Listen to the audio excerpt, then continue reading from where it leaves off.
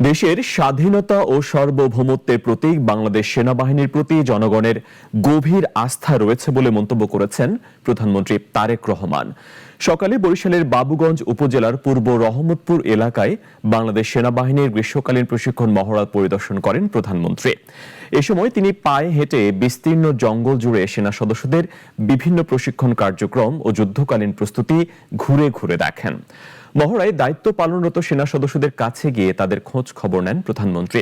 নিষ্ঠা ও পেশাদারিত্বের সঙ্গে দায়িত্ব পালনে উৎসাহ দেন তিনি।